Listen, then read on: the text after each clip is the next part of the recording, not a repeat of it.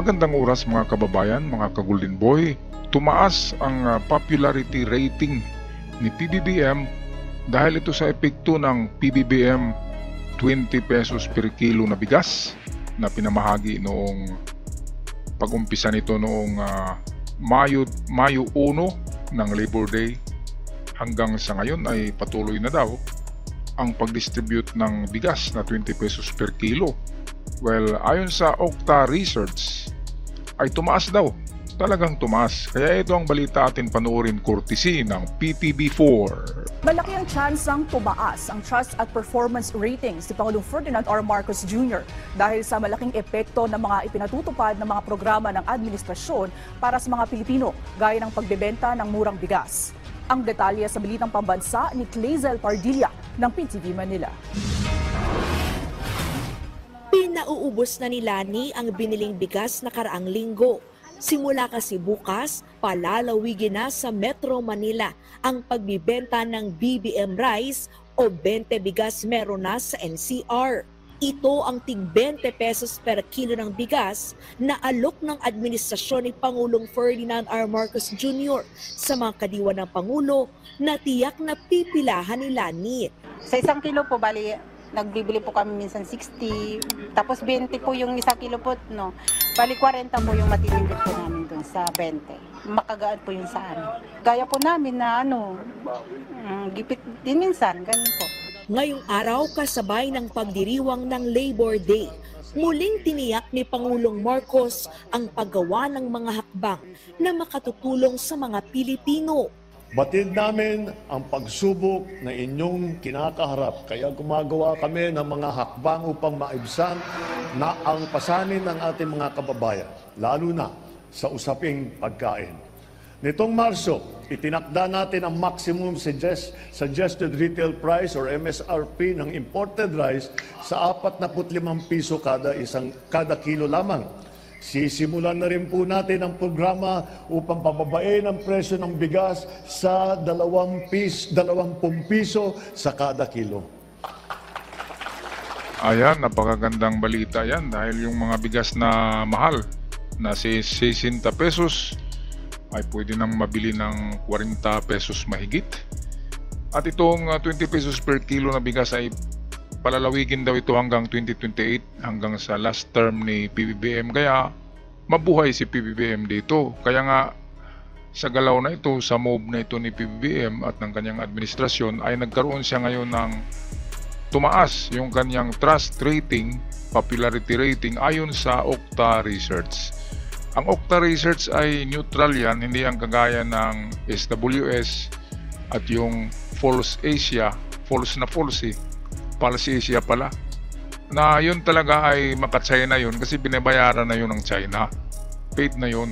Kaya ang kanilang survey ay pabor palagi sa kalaban ni PBBM at sinisiraan nila si PBBM. Mantakin nyo ba na number 1 si Sara sa trust rating?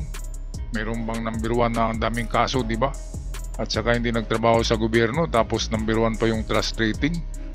Napaka naman yan, unfair, di ba? Ang dapat bigyan ng mataas na trust rating ng publiko ay yung nagtrabaho, katulad kay PBBM. Talagang nagtatrabaho yan. Si VP Sara, anong ginagawa? Palaging nangangaway. Inaaway niya lahat ng kalaban niya. At nagbakasyon lang sa dahig, di ba? Selfie-selfie lang doon, picture-picture. Nagtrabaho ba yun? Bakit tumaas ang trust rating niya? Okay, so itong bigas, ito talaga ang ito ang gamot para sa itong paghimutok ng masa dahil sa sabi nila na scam daw sila, na budol-budol ni PBBM nang sabihin noon nang manalo na gawin niyang 20 pesos ang kilo ng bigas. Kaya ito na ngayon, nagkatotoo na, after 2 years lang ay mayroon ng malaking tulong ito. Kasi kanina lang bumili ako ng bigas, 51 peso per kilo ang bigas dito sa amin. Kaya kung magiging 20 na yan ay sobra sa kalahati ang pagbaba. Kaya marami nang mabubusog na pamilya sa ngayon dahil sa napakamura ng bigas na yan. Alright, patuloy tayo sa ating video courtesy sa atin ng PTV4. Ayon sa tugon ng masa survey ng Okta Research, nararamdaman na ng pinakamahirap na Pilipino ang mga programa ng pamahalaan. Mula 60% noong November 2024, umangat sa 66% ang bilang ng mga nasa Class E o pinakamahirap na Pilipinong nagsabing tiwala sa pamumuno ni Pangulong Marcos ngayong buwan ng Abril. Sumampa rin sa 66% mula 58% ang naghayag na kontento sa performance ng presidente mula sa parehong sektor ng lipunan. Sa Class E, sa pinakamahihirap, sa trust at performance, tumaas ho si Presidente. I think nakatulong talaga dyan yung mga inisyatiba para sa mga mahihirap. Siguro yung mga pro-poor initiatives, no? Yung sa CCT, Pantawid Pamilya, no?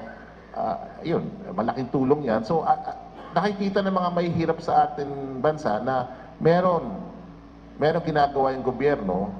Tingin ng Okta Research, tataas pa ang trust at approval ratings ni Pangulong Marcos sa mga susunod na buwan. Ito ang totoong survey dahil malata mo na talagang di ba, fair ang Okta Research. Pero yung dalawang survey company, SWS at Pulse Asia, ngayon ay false na pala eh. Parang true or false, False Asia. Ay pareho ang survey nila eh. Si Sara daw yung nangunguna sa performance rating. Bakit merong performance? Hindi nga nagtrabaho. Palagi lang nagmumura, di ba? Inaaway lahat ng tauhan ni PBBM at si PBBM. Kaya bakit merong performance rating? Walang performance eh. Sweldo lang, di ba? Palagi lang na gano, di ba? Nandun sa dahig ng isang buwan mahigit. Hindi nagtrabaho pero ang sweldo kompleto. Binanatan niya si PBBM pero ang sweldo kompleto. Anong klaseng vice president yan? Wala talagang ginagawa. Grabe, hindi man lang tumulong. Ngayon meron ng 20 pesos na bigas. Imbis na magbigay siya ng komplemento sa bigas na okay na yan. Okay na, natuloy na ang 20 pesos na pangarap na bigas. Hindi. Pinagsasabi pa niya na maitim daw, mabaho daw ang bigas. Ngayon, natikman ng mga taga Cebu, masarap na bigas pala, bagong ani na bigas. Kaya parang sinampal si BP Sara sa katotohanan. Talagang sinampal.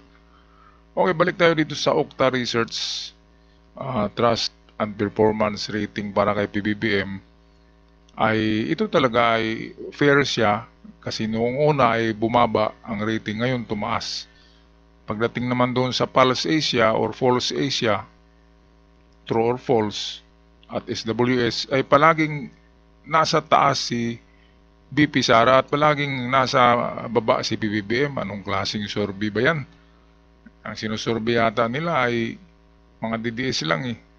Okay, so tapusin na natin tong magandang balita para kay PBBM at sa kanyang trust rating performance. More than 50%, close to 60% po ay urgent concern ho yung presyo ng bilihin. Pangalawa, yung trabaho.